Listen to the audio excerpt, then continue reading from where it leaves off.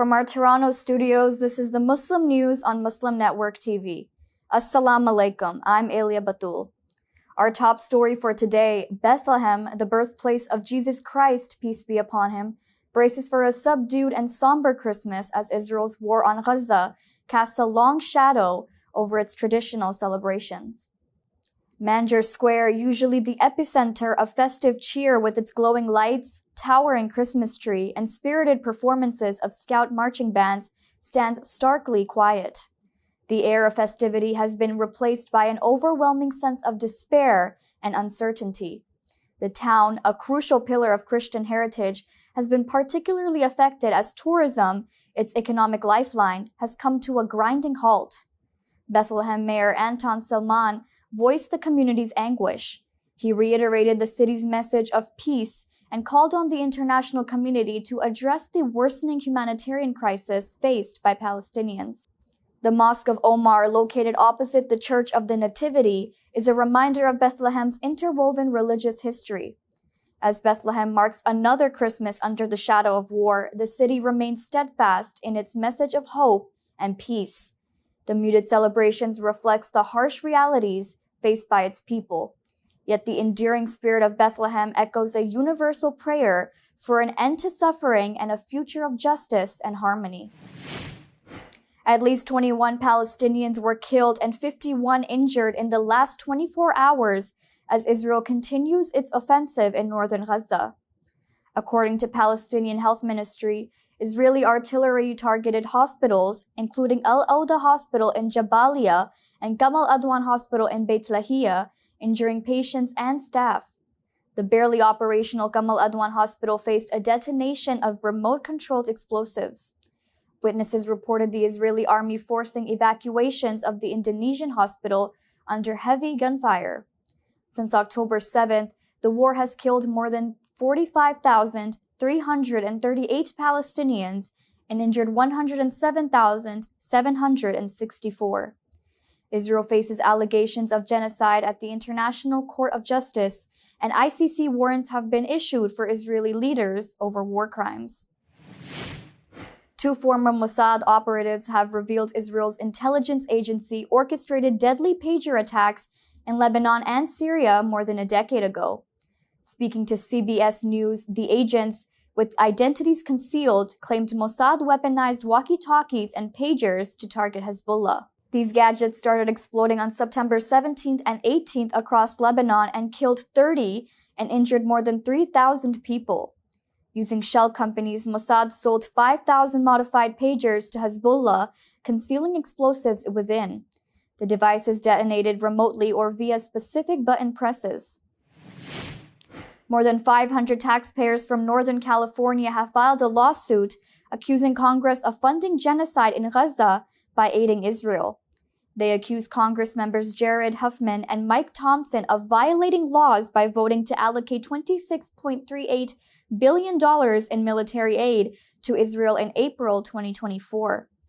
They claim U.S.-provided weapons were used in the attacks on Palestinian civilians. The lawsuit was filed in San Francisco federal court.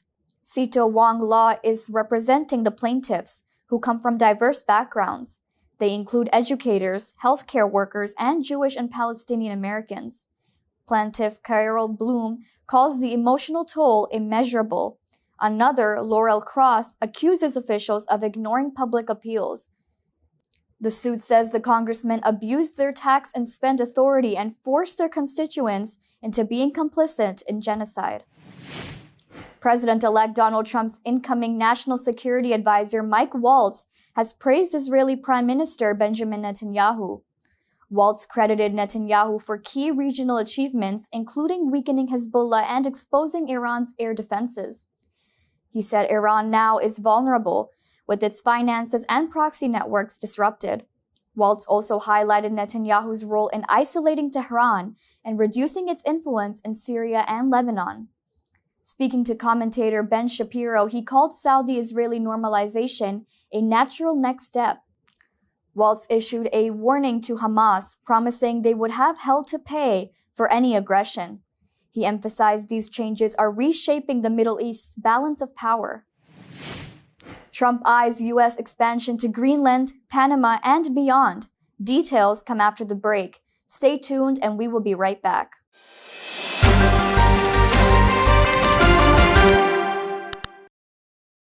Welcome back. U.S. President-elect Donald Trump has reignited his interest in acquiring Greenland, calling the autonomous Danish territory an absolute necessity for national security. In a week filled with bold statements, Trump suggested Canada could become the 51st state and threatened to reclaim control of the Panama Canal. On Truth Social, Trump announced Ken Howery as the U.S. ambassador to Denmark, reiterating his vision for Greenland's strategic importance. However, Greenland's Prime Minister Mute Ejide firmly rejected the notion, declaring, "Greenland is ours and we are not for sale." Greenland is a self-governing territory with its own parliament. It emphasized its autonomy and commitment to diverse international trade relations. Ejide added the territory's international relations and trade cannot all go through Denmark. Trump's renewed stance has sparked global debate over U.S. expansionist ambitions and the implication for international diplomacy.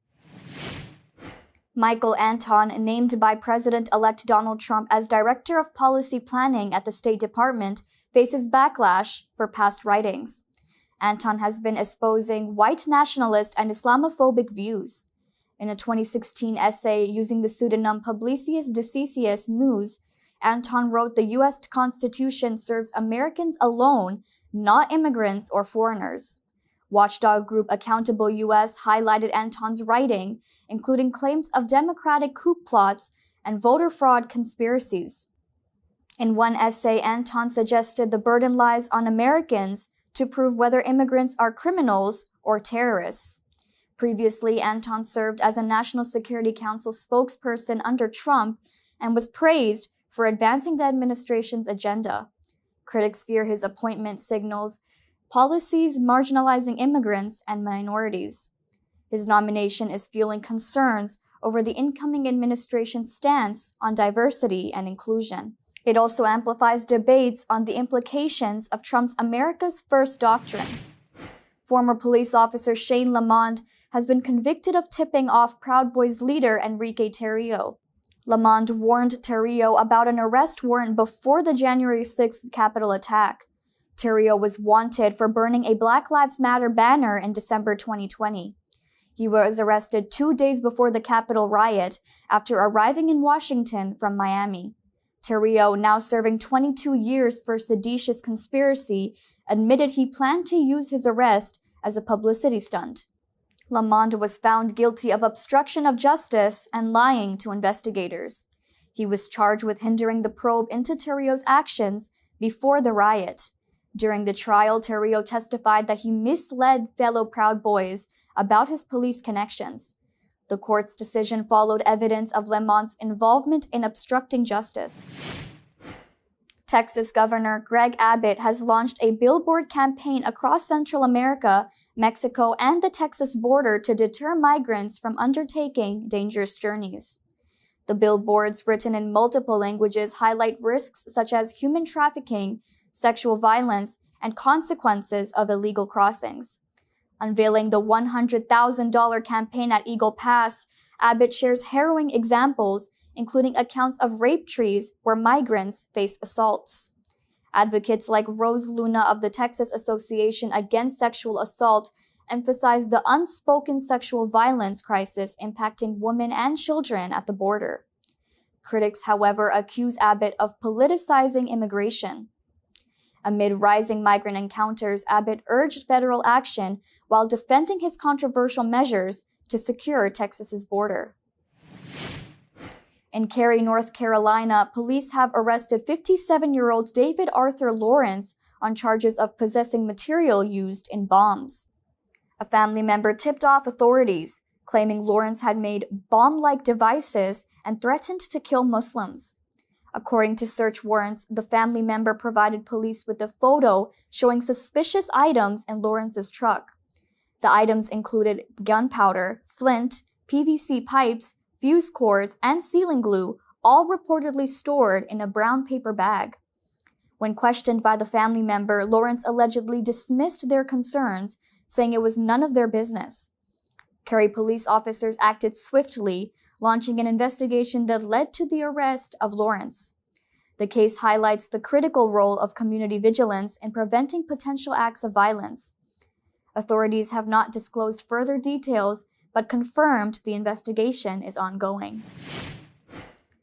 Bangladesh has asked India to extradite ex-Prime Minister Sheikh Hasina.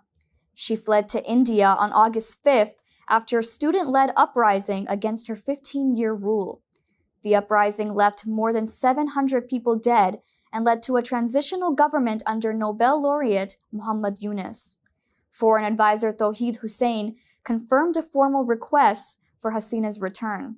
She faces multiple charges, including alleged genocide. India acknowledged receiving the request, but gave no comment. Yunus expressed concern over Hasina's stay in India.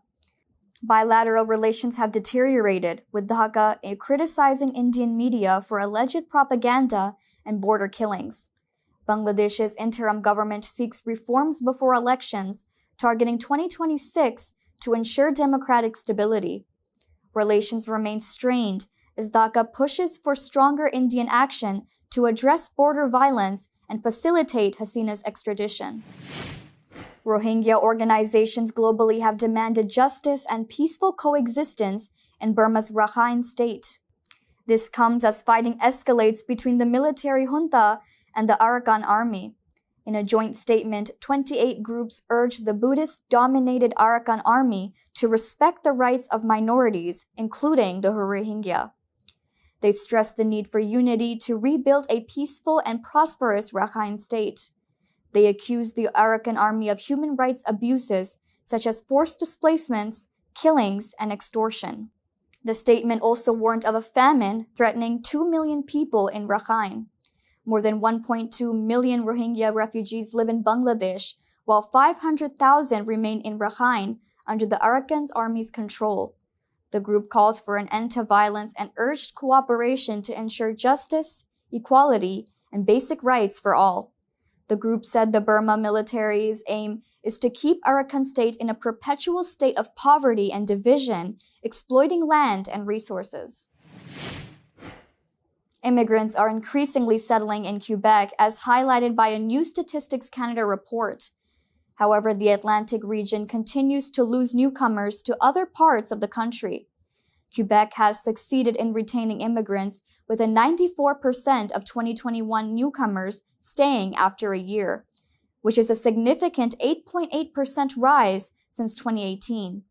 The reports attributed this to job opportunities, social programs, and Quebec's control over its economic immigration stream. However, challenges remain as changes in political climate and immigration policies could affect future trends. Ontario leads retention rates at 94.6%, followed by British Columbia at 91.7% and Alberta at 89.5%. Meanwhile, Atlantic Canada faces retention struggles. Newfoundland and Labrador saw a 14.1% drop, with similar declines in Nova Scotia, Prince Edward Island, and New Brunswick. Experts cite limited job opportunities, lack of community support, and challenges in integrating newcomers as key factors. Economists stress Atlantic Canada's urgent need for immigrants to address its aging population and labor shortages. Stronger job markets and community integration could reverse the trend, ensuring economic stability in the region. Kenya is taking bold steps to save the critically endangered white rhino from extinction through advanced reproductive technologies. With only 2 female white rhinos left in the world, Kenya Wildlife Service has partnered with the Biorescue Consortium to use IVF techniques. Isaac Lekolul, head of the Veterinarian and Capture Services at KWS, told AfricaNews.com that IVF and stem cell-assisted technologies developed in Europe are being applied to give the species a fighting chance. The 2 remaining rhinos, aged 34 and 24, are under close supervision for the IVF process. Lekolul highlighted successfully increasing white rhino populations could pave the way to protect other endangered species globally. Time is critical, as rhinos have a life expectancy of 40 years in the wild. That's all from our Toronto studios. Thank you for watching Muslim News. We are a community channel dedicated to bringing you stories you can trust. Please like, share, and subscribe to our content. You can also comment to let us know what you think of our coverage. You can donate now by visiting muslimnetwork.tv/donate. For more content, keep watching Muslim Network TV. Assalamu alaikum.